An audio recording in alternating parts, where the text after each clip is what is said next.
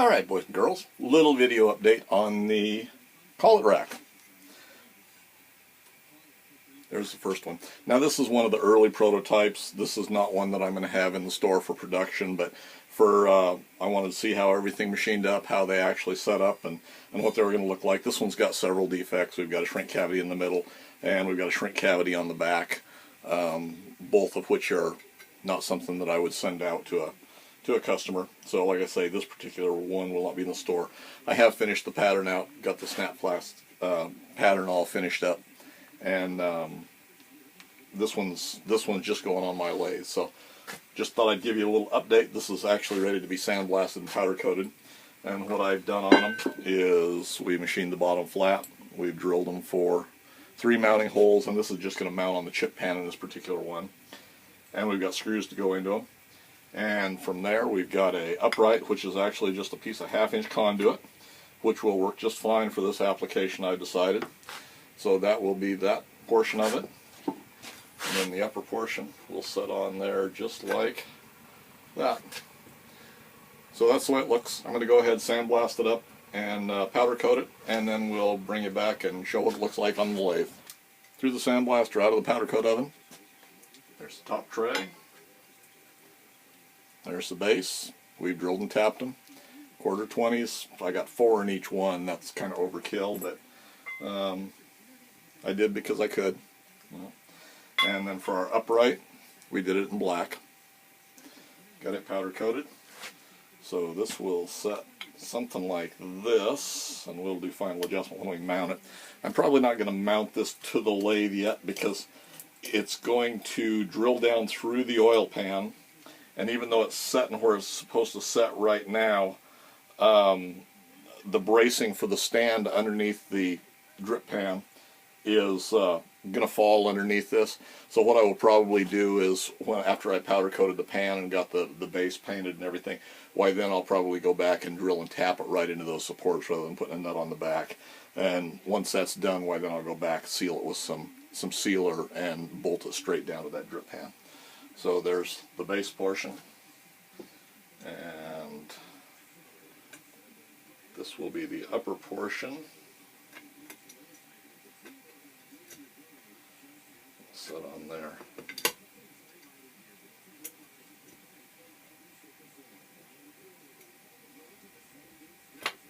Something similar to that right there, and we'll align it once we get it in position.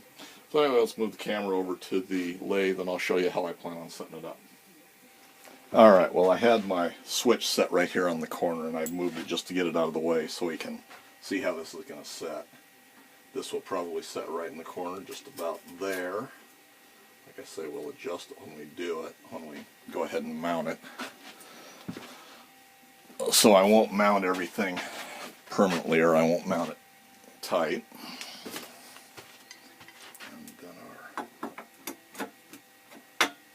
Tray can set just there like that. I better get some sort of a clamp to clamp that on, otherwise it's going to fall over.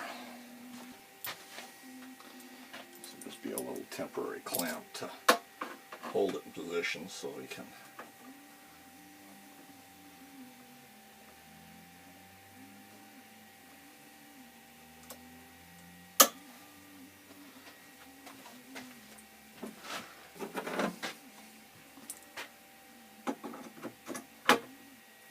hold us in position enough so we've got an idea of how it's going to set.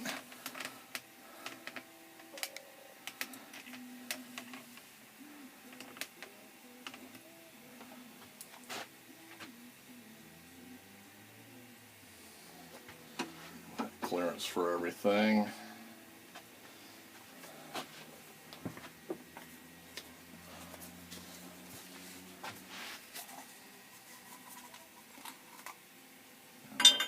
We'll set in there just like that.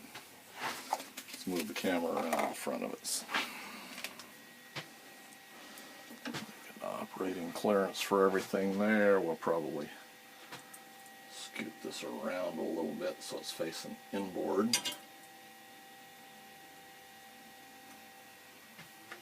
That way we're pretty well situated at the controls for however we're setting everything.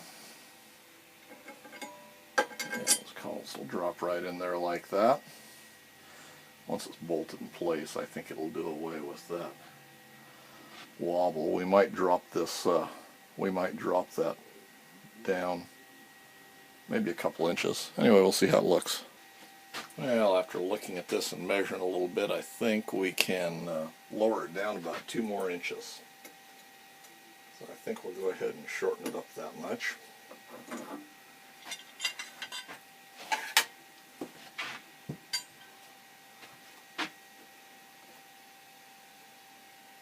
So we just took 2 inches off the bottom. So let's set that back in there.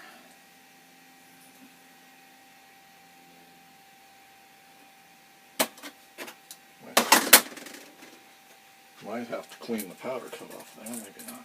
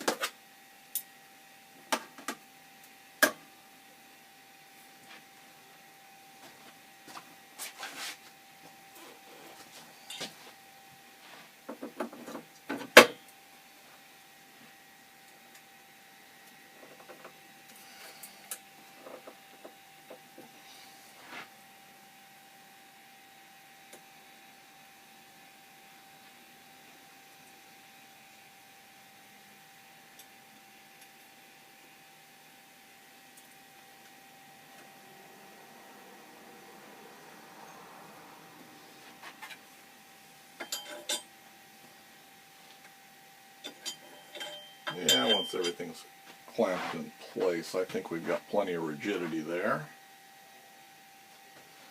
That's going to be, yeah, that looks pretty good right there. So I think we'll leave that just there for now. The next thing we're going to do, I think, is see what we're going to do with this switch. The switch I originally mounted back here, I didn't intend to leave it there because I was looking for an original switch. What I may do is I may take this switch, or I may find a slightly more compact switch, a little bit shorter switch. These are all about these same dimensions. What I think I'm going to do is go ahead and make me up a pattern for a casting. So I've got a base very similar to the original switch that was mounted, and it mounted off of here, came out on a little arm, and then it came up, and then it had a cap, and that's what contained the electrical for the switch. I think what I'm probably going to do is, as I said, make up a pattern to somewhat duplicate that. Then instead of having all this conduit and everything running around into a switch out here, then I can go ahead and route it out the other side or the bottom side of the motor, back through the headstock, come out here and into the back, and then just mount the switch. This switch is a little tall for on there, but for now I may use it until I find a little more compact switch. Like I say, I wanted an original switch, but I don't know that I want to pay what the price is for an original switch, and there's some stuff out there that's a pretty close duplicate that will serve perfectly well for this application. So anyway, I think that's the next thing I'm going to do is clean that up, and then we're getting about to the point where this lathe is going to be functional. There's still lots of little things to do. I am going to build a lead screw for it. We'll go ahead and get the forward reverse box, and then we'll start working on the gearing on the end. But otherwise, the lathe is awful close to being functional. We'll have to start digging out some tooling. I do have some turret tooling that I believe will fit this, and it's going to be time to build a few more turret tools just specifically for this lathe. And then we'll start producing a few parts with it. I had just a little piece of 1/8 inch round in here and ran a dial indicator across it. This lathe's running a little less than 1/1000. I'd like to see a little better than that, but by the same token, for this application, for this for what this lathe is going to run for, that may be acceptable. We'll run a few parts and see what it see how they turn out, what kind of a taper we get, if any. Seem to be running pretty true. Does and relatively straight. So I'm relatively happy with it. Like I say, I won't know more until we really start producing a few parts with it and just see what kind of a tolerance we're going to get with it actually on a part. So anyway, that's kind of the latest update. Wanted to show off my little collet rack. Like I say, this was one of the first ones I cast up. I'm just prototyping, seeing what size holes I want through it, and how we're going to lay it out. Once I get a few of these produced, we'll throw them up on the website, and we'll show some pictures of the actual ones that are production items. So anyway, hopefully you found something a little bit interesting here. If you haven't already, you might want to hit that subscribe button. If you hit the bell notification, you'll know when I put out a new video. And any comments or suggestions, leave them in the comments section for me below. And thanks for taking the time to watch.